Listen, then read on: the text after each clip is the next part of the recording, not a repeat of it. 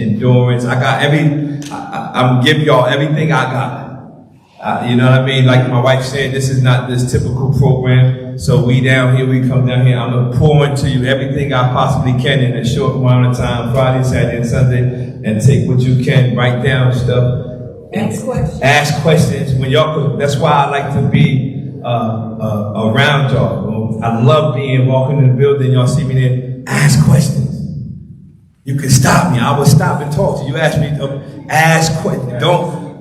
You can pull it out of me. You can ask questions. You know, you got family. You can ask my wife. I ain't gonna give you too much time talking to her, but listen, you can ask.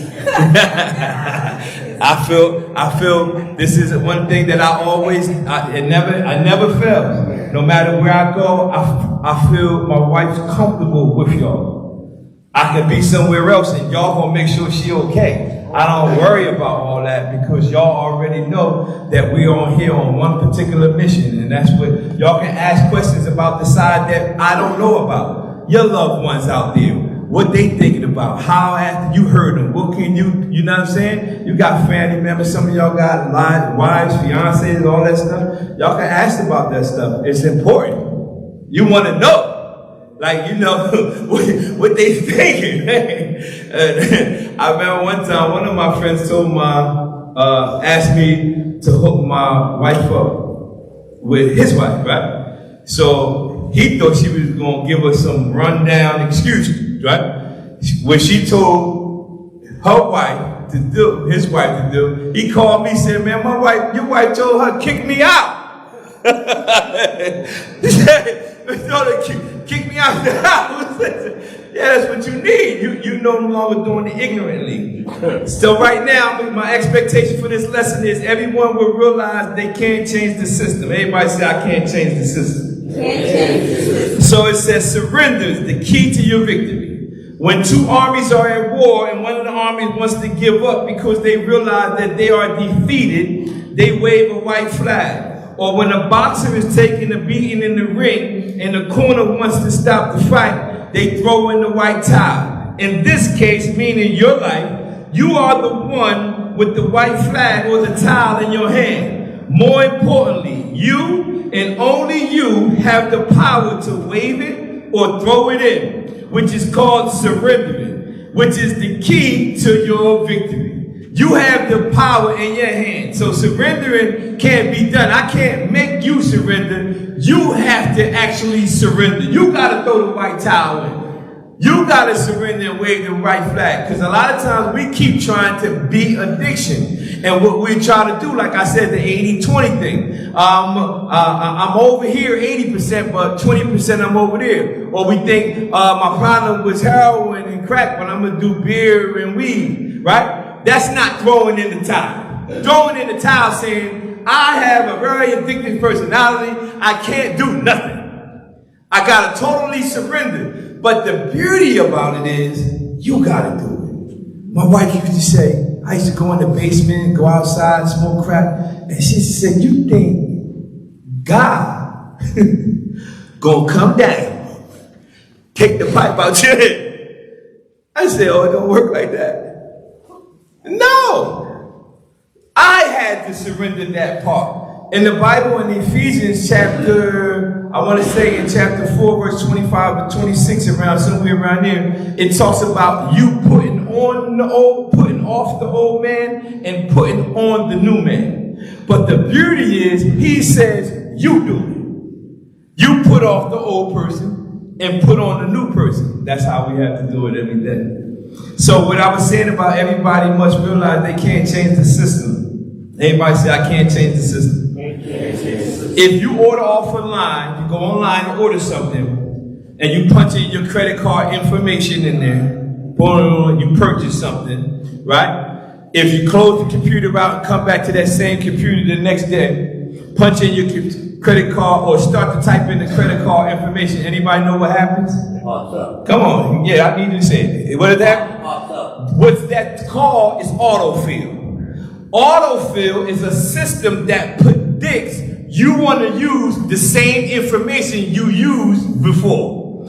In the addiction sense, the streets thinking you gonna come home and you're going to do the exact same thing you did before. So what the streets does is feed you your same information. When he come home, he look good. Wait till he save enough money, try him again. So what you have to do, you have to, in an autofill sense, if you're not going to use the same credit card you used before, you have to manually change it. You can't, the system is working, predicting, right. It's trying to fill, it's trying to predict you. But the only thing you got to do, in an addiction sense, is you got to feed it new information. So if everything that's been going on in your life has been the same, you got to give it new information. That's why we do the mind adjustment program. New information. We give you a new way of looking at it. You can't keep using the same. You probably mastered NA and AA. You know 12 steps front to back. I know all the steps. I know everyone that says God. I know everyone that says this, everything, right? You mastered it because we went in the same system. It become automatic. You got to change it. You got to change it. Autofill, you ain't going to change the system of what the drug is trying to do. But you can change the system of putting it in you. You can't put it in you. You got to remember, everybody say anywhere. Anywhere. But backwards. The word surrender means to give up, abandon, relinquish, or just let go. One of the things I always remember, I get visions. I get certain dreams and certain visions. And as I was struggling with my drugs, after I got delivered from the drugs, God would show me a vision of what was really going on. He says, I was in a tug of war. I was holding on to my past, and he had this arm, and he was pulling me to something better. So he says, I kept trying to pull you, but you would not let go of the past. So a lot of us are in tug of war situations right now. If we just let go, everybody say, I'm letting it go. Say, I'm letting it go. You just have to let go of your past so he can pull you into something greater. There's nothing else left in the past for you anyway. It's over. That past is gone. Who or what has prevented you from surrendering? Come on. What has stopped? We know you didn't surrender because you had to do the process over and over again, just like I did. But it wasn't until I truly surrendered that I started the process off. So what has prevented you from starting that process? What stopped you from surrendering? Come on, Anthony. What has been stopping you? My own thoughts. Huh? My own thoughts. Good. Fear of change. Fear of change. Like he was saying the unexpected. Scared of success. Scared of success. Has stopped you from surrendering? And that's what you was about to say? Yeah. Scared of not being very comfortable in my way, set my way. Yeah, a lot of times the success, because the unknown, like he said initially, the success, we don't know what's going to happen, but I'm here to tell you it's okay. If you let the past go and allow it to take the process, once you start the process, what's going to happen is you're going to start to enjoy it. I started to enjoy it. I see it, and it's like, I'm not saying I don't have bad days. I'm not saying that my air conditioner don't break at my house. I ain't saying we was in the bedroom one day and the ceiling fell in. Boom! I was like, what in the world? At the same time, the ceiling fell in. I go downstairs to the basement flooded, but none of it was worth me going. It's real life stuff. I'm not telling you that stuff didn't happen. I'm telling you that it will happen, but you have to determine in your mind, no matter what happened, I'm not going back. That's it. If you don't get nothing from me this weekend, get that part. Everybody say anywhere. But back. We land in the bed, and all I see is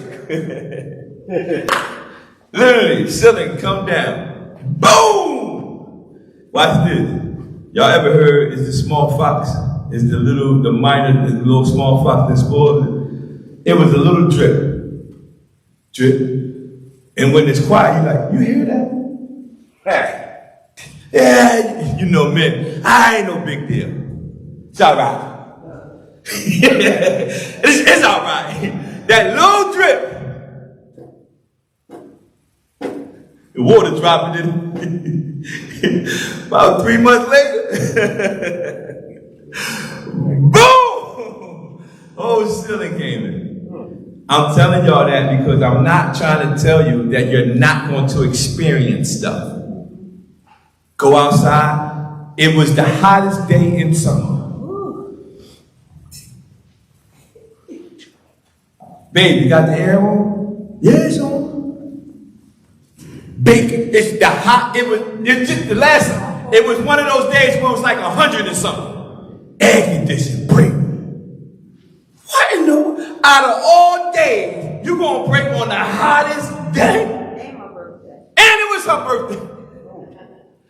She had to use birthday money. No, wedding. Our wedding money. We had a wedding renewal. We had wedding renewal money where people gave you gifts. We had to use the wedding renewal gifts to get a new air conditioner. I'm only telling y'all that is because all that can happen, but it still didn't make me.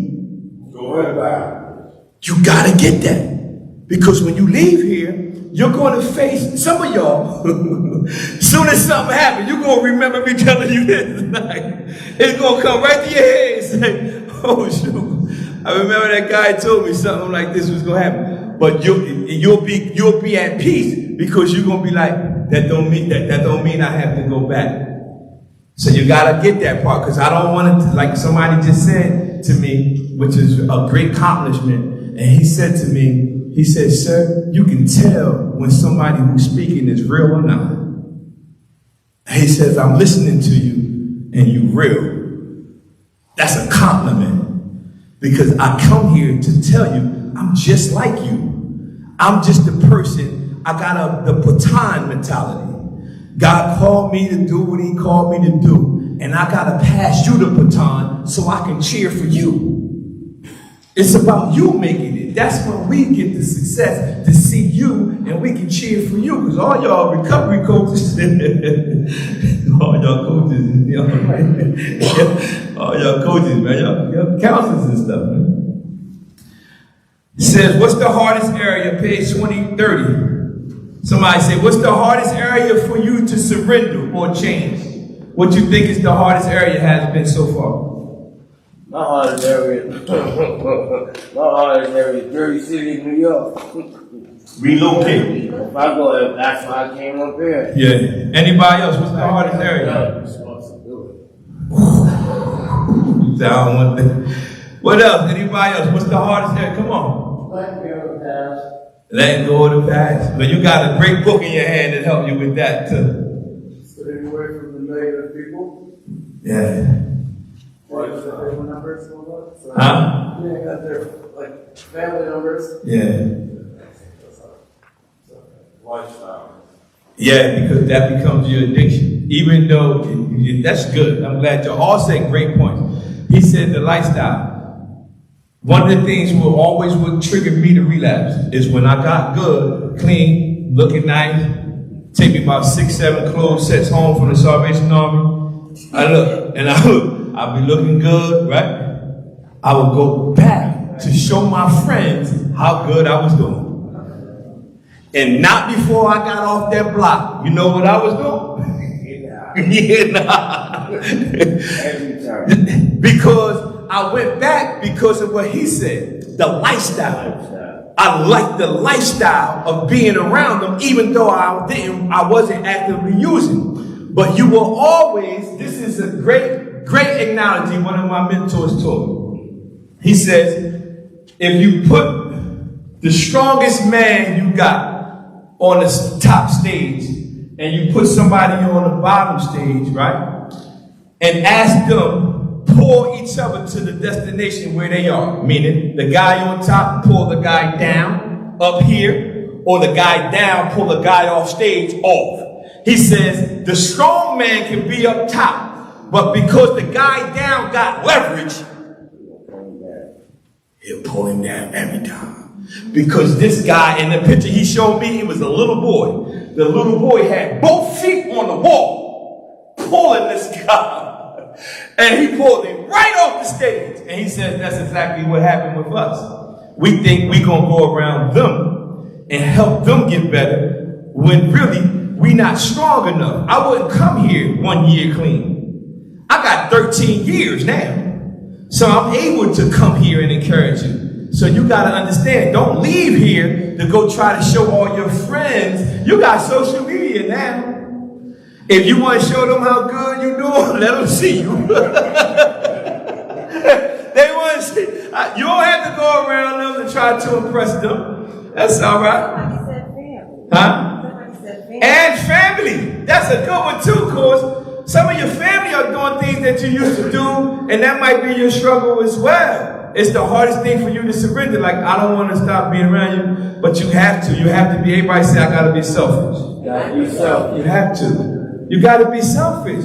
At this point in your time, in your life, it comes a place where you got to be so selfish, and you got to understand that's the if that's the hardest area for you to surrender. Change must be structured. It's not on your paper, but you can write it down. Change must be structured. Old patterns get reinforced unless a new discipline is introduced to override the old pattern. What that means is your brain is operating off your old system. Let me use me, because I only been me, not you. My brain was operating off the old system of all the things I used to do.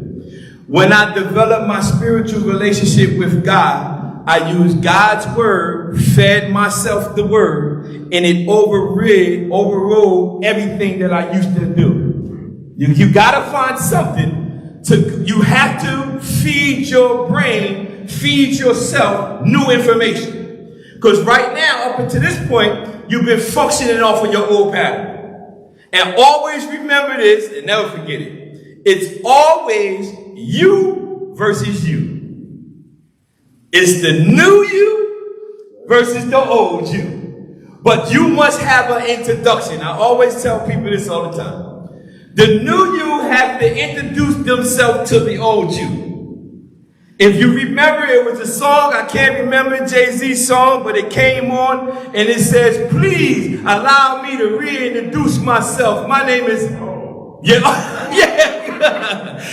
Listen, watch this, y'all. The reason why he said he came out with that line is because he was a new person and he had to reintroduce himself because everybody kept seeing him as the drug dealer Jay-Z when he was the businessman Jay-Z. So he came on, he said, please allow me to reintroduce myself. So you must have an introduction. The new you had to tell the old you, I don't do that no more.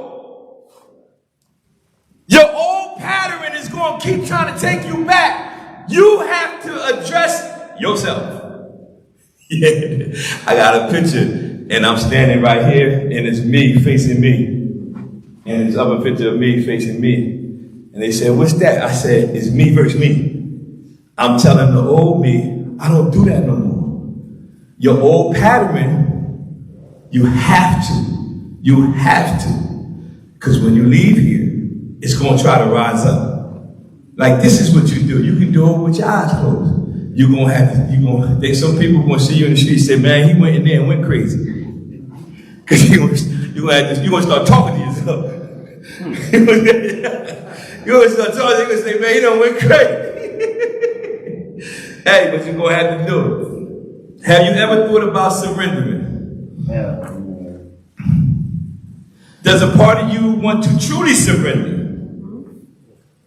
I got these questions in here because when you all weekend and you're going through the books with me, the reason why I wrote the books and gave you lines to write is because when you by yourself, or y'all can do it, listen, y'all can get together as a group, the people who trying to do something different, click up with them. Like, yo, man, you want to do a little hour devotion or something? Let's go through this chapter. And y'all get together on y'all free time and dedicate to the book and get like, yo, what you writing there? Oh, I wrote this. And y'all help each other. That's what y'all gotta do. It says, does a part of you truly want to surrender? You can write this too. The solution begins with a paradox. Victory is achieved through surrender, not battle. Because we keep thinking we need to battle the addiction, battle the drugs. Surrender, victory is achieved through surrender, not battle. You don't have to battle it and try to show, this is how you beat it. Don't use it. Because, okay, yeah, I'm gonna say this to you and you're gonna get it. A boat, everybody say a boat, doesn't have a problem with water. Let me explain. A boat can speed on water. A boat can put an anchor in water. A boat can sail on water. A boat only got problem with water when the water get in the it only has a problem when the water that it's on start coming. Think about the drugs. You don't have, everybody say, I don't have a problem with drugs. As long as I keep the drugs.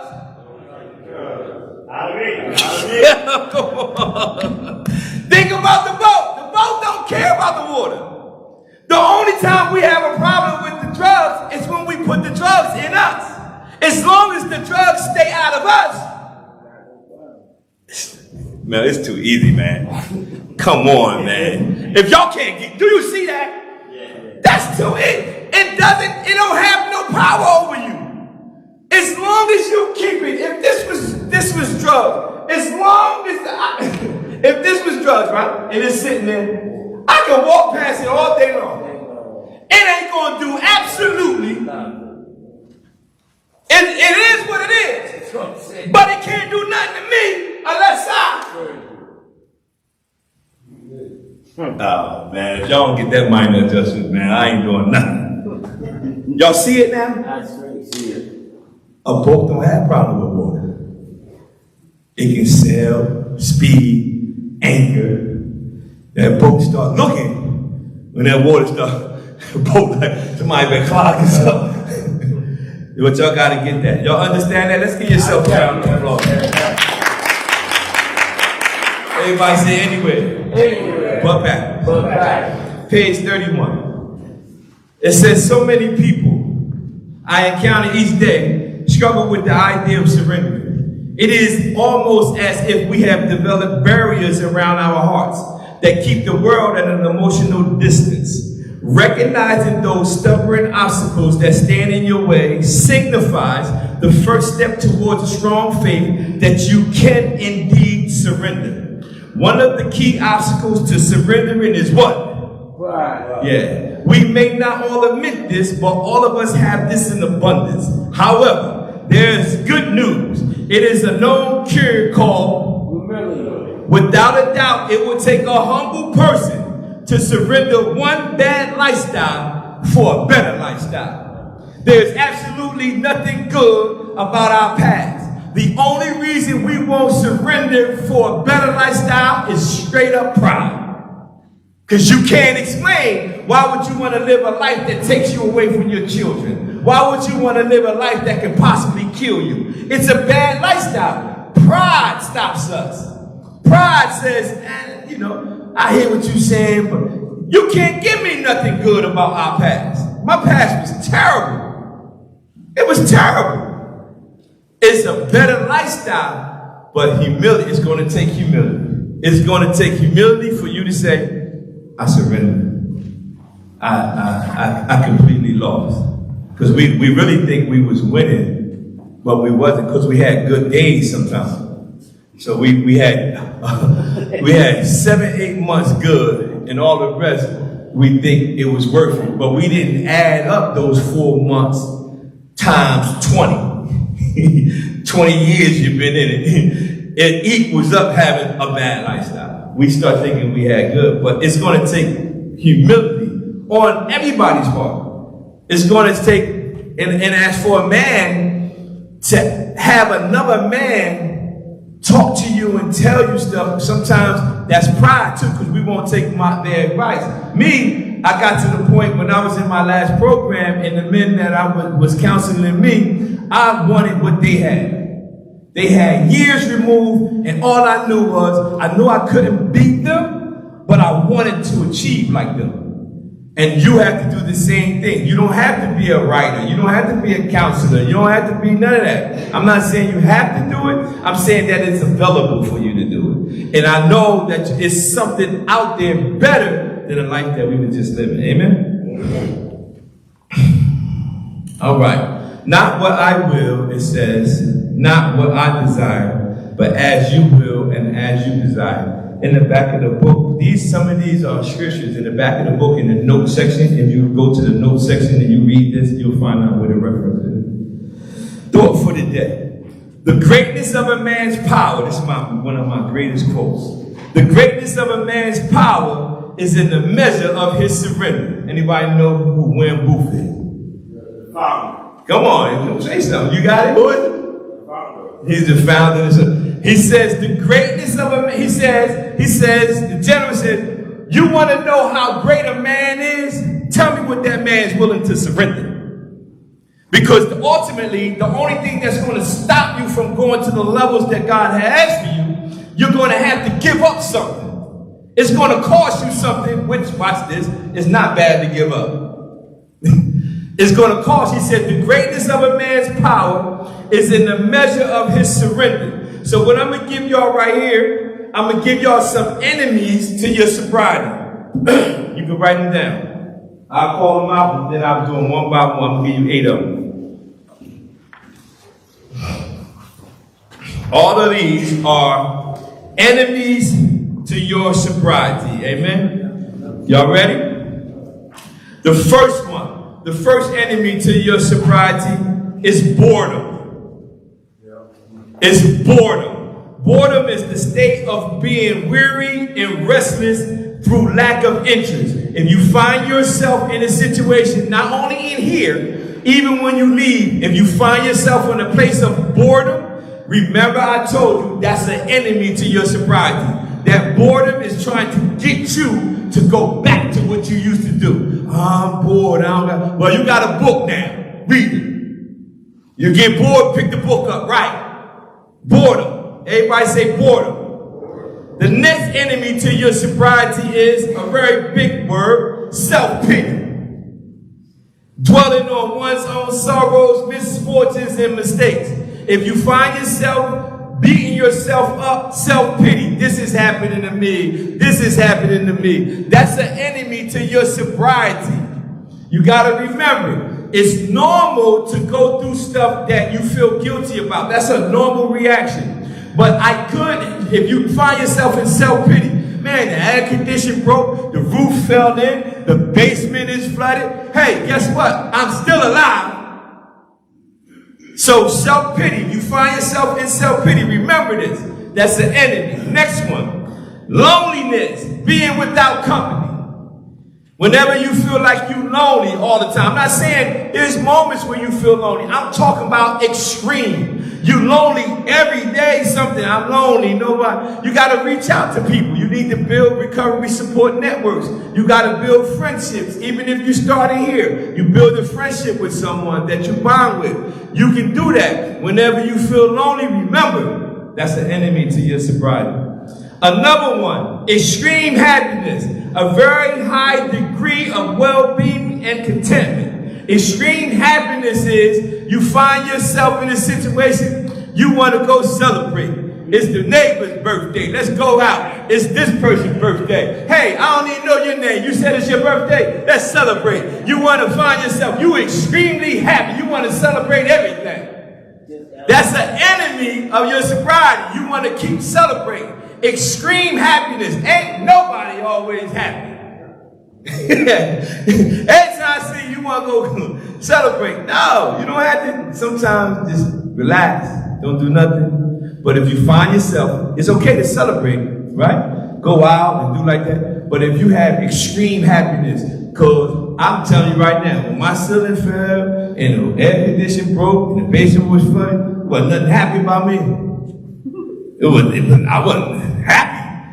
I didn't know what was going on. Everybody say extreme happiness.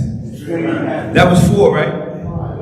Huh? 4. All right. 5. Disappointment. Disappointment. The state of emotions of being disappointed.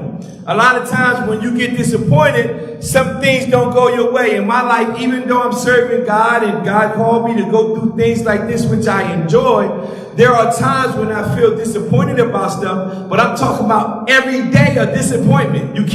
When you find yourself if you find yourself in a situation where you feel like everybody's letting you down, you're disappointed about this, they didn't give you the right job at the Salvation Army, you called and nobody answered, you're just disappointed. That's the enemy of your sobriety. That's something that's trying to get you to deviate the course and go back to what you used to do. As soon as you see it and recognize it, I'm not saying you're not going to be disappointed sometimes. I'm not saying that. I'm talking about every day something disappointing you. If you see that, now that I told you and you write it down, I hope, it's going to alert you. You're going to be like, yo, he said something about this. This is something that I got to pay attention to. Number 6, isolation. The condition of being isolated. You often isolating yourself. Why do you often, I'm not talking about, remember I said, get by yourself, spend some time to find out who you are. I'm not talking about that. I'm talking about everybody over here want to do a little something and you want to keep isolating yourself. Go ahead. I isolate myself because I feel like I'm burdening people. Okay, that's now. Remember what I said about that apple. Get down to the core. So you want to always get down to the core of why I feel like I burden them, right? Now, I'm not saying it's something you're doing wrong, but you need to discover, why do I feel like that? Why do I feel, you know what I'm saying? And that answer can only be discussed or discovered by you sitting time meditating on how I feel like I burden. It could come back, because a lot of times they come back from something from the past. I know, like, whenever I say that, people are like, you're not a burden. What are you talking about? Yeah. And if the enemy knows he can use that to keep you isolated, which in turn cause you to go back because you're not nowhere being strengthened, he don't have no new tricks. He's going to use that same thing. And the same thing. So that's good. So you remember the people that you are connected to. You're not a burden, not even just in here, out there either, right? You want to build on building relationships. You know what I'm saying? Because a lot of things that we believe about ourselves, right? We might believe that it's not actually true. My wife, when I first met my wife, I had my chick too, right? So when I talked to her, I would talk like this. Yo, what's going on? Right? Because I was insecure about my mouth, right? I'm like, yo, what's up? You know, how you doing? So you good? Right? So she says this. Now, mind you, I'm talking about this man saying, he said that he believed he's a burden, right? He isolates because he believed one thing. I believe I looked it funny with my mouth, with my overbite, so I would cover my mouth. One day, we obviously wasn't married, she pulled my hand down and said, I like your smile. I said, I'm marrying her. I no longer have to keep my hand. You like it? You like it? Right? But you see, I thought it was bad. Like he said, I'm thinking I'm a burden. But it's not really, he feel like that, but it might not be a burden to him. Like I talk to you all day. Especially when you're on the right track. Especially when you're on the right track. So remember, isolation. Find out why you isolate yourself. Remember, that's one of your enemies of your sobriety. Another one is tired, in need of sleep or rest, weary. All of a sudden, we get on the path to try to get our life together. Now we tired. We can't get up early enough. They're waking us up too early to go to this warehouse and trucks and all this stuff. When we was up all night getting high. With no sleep. Sleep. Wake up, we're missing. I told my sister, she said, you need to go to sleep. I said, sleep? Somebody else will be getting high. I gotta get high. I got no time to sleep. You might miss it. But when we trying to walk, right? This is why being tired is an enemy. I'm tired. We wasn't tired when we were out there. We had all the energy in the world. When we went to sleep, it wasn't sleep. It was called a crash. Our body shut down. We didn't go to sleep. Our body said, man, you go. I'm staying here. That's what happened. We didn't go to sleep. But when we try, that's why being tired is an enemy of your sobriety. It's because when you feel I'm tired, I guarantee you got to start thinking, man, I wasn't tired when I was using. Why I'm so tired now? Everybody say I got to shake it off. You got to shake that off of you. That's an enemy to your sobriety, trying to get you back. And lastly, this is intolerant. Intolerant.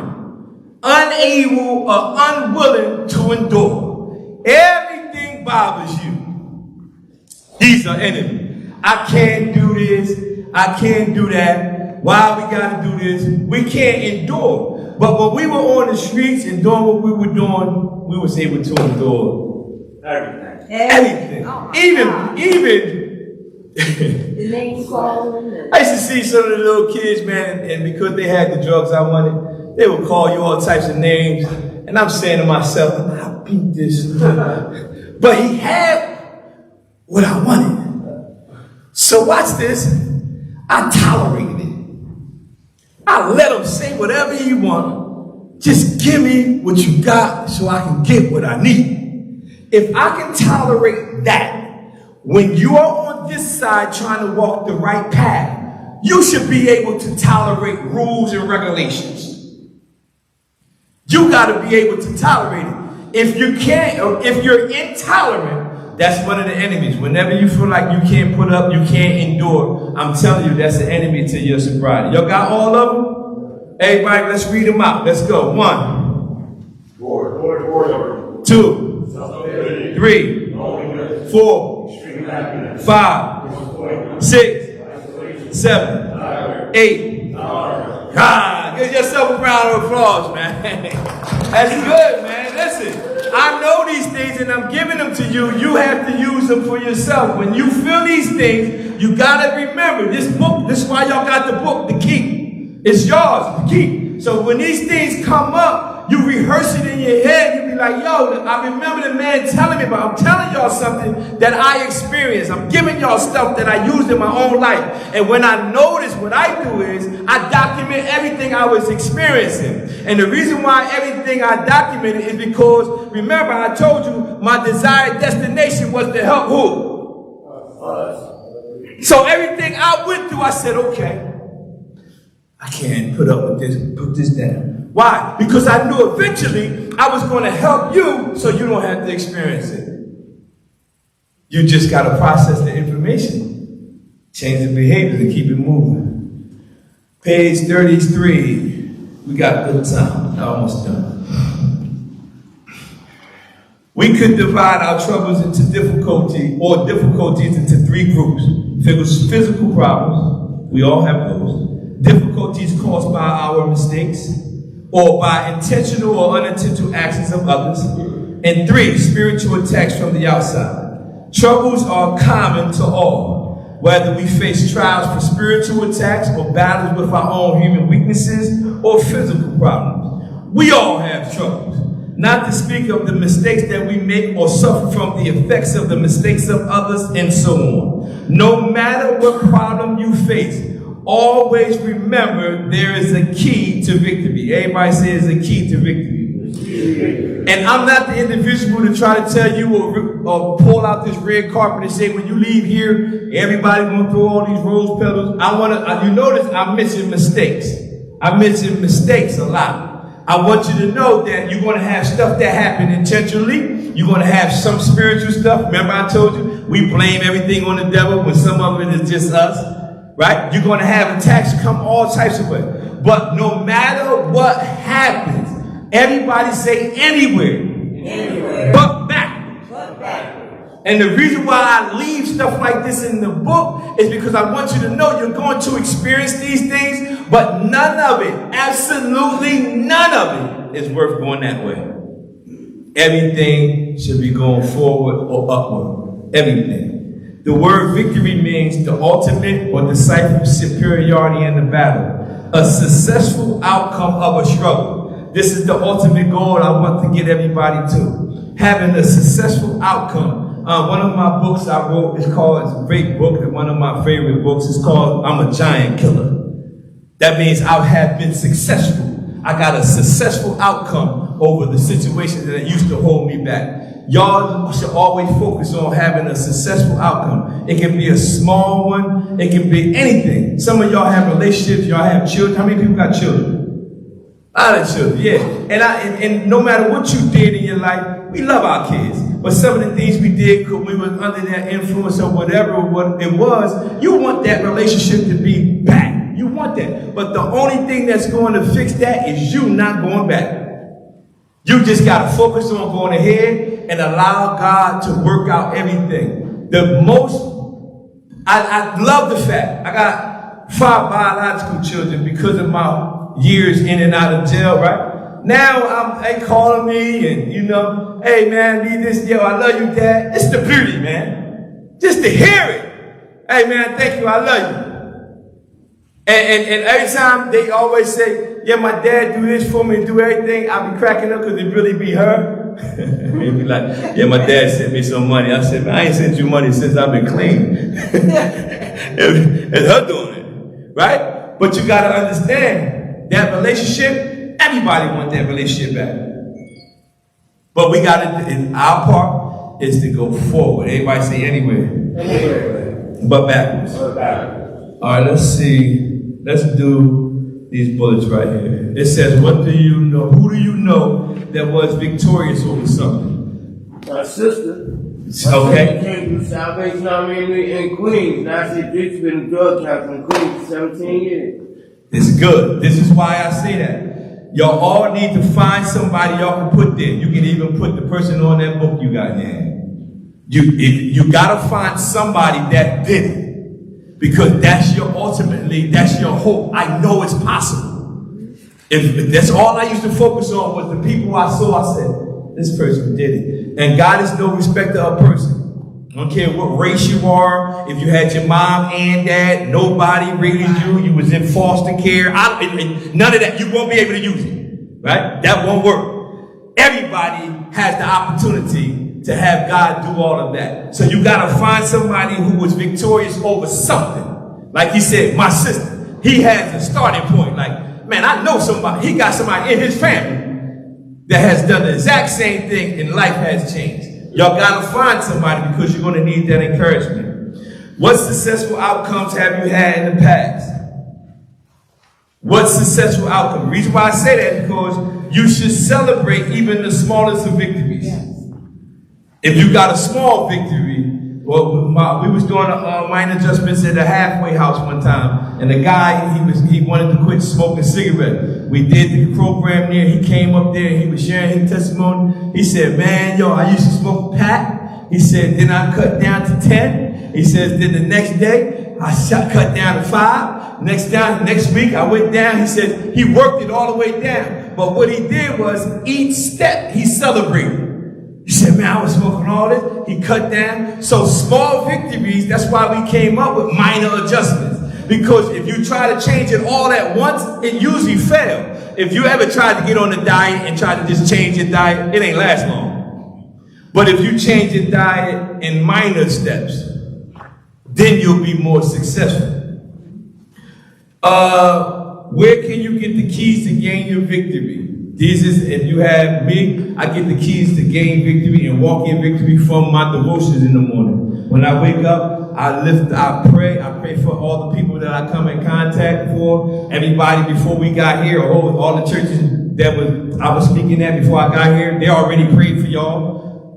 We already be praying for y'all. Before I even met y'all, I already prayed for you. So I get my victory by going to building up my spiritual relationship with God. Everybody has to find where do you get your strategy? Where do you get it from? Why do you keep losing to this lifestyle? Keep going back, trying to do the same thing, getting the same result. Anybody else? People, places, and things. Who else? Somebody else. Why you think you keep losing? Huh? This lifestyle is only a loss, watch this, if you don't learn from it. It's actually profitable for you if you get the lesson out of it. I got the lesson that if I go do heroin, it's possible I'm gonna die. I got the lesson, right? My mentor says there's no need to do any more research. It'll kill you. Yeah. So the lifestyle is only a loss if you keep going back to it. Go all the way in your book and go to page, and we're going to stop right here. Go to page, 1 second. Go to page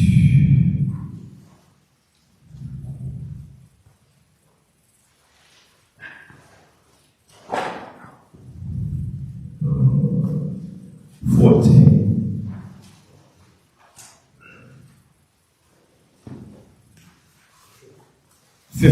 Look at the bottom of page 15, and we're going to stop right here. Remember I said, why do you keep losing to this lifestyle? Your lifestyle is only a loss if you don't get the lesson. Y'all see where it says Mr. Wynn's qualifications are at the bottom of 15? Y'all see it? It says, watch what I use as my qualifier. When I saw a professor one day, he says, I never saw nobody write this. And he was a college professor. He said, that was a great thing that you did. I never seen nobody use that. He says, my qualification, a total of 22 years inside prisons, county jail, halfway houses, and rehabs.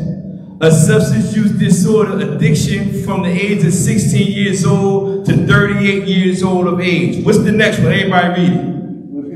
Failure after failure after failure. Nobody ever thought that. I use my repeated failures as my qualifier that I know what I'm talking about. And the reason why I tell y'all that is because your failures have to become your mentor. The reason you know what you know is because you failed at it over and over and over again. You keep losing to this lifestyle is because you ain't getting the lesson. And the lesson is inside your failures. Once your failures, everybody say my failures, have to become my mentor. To God be the glory. I see y'all in the morning. Thank y'all.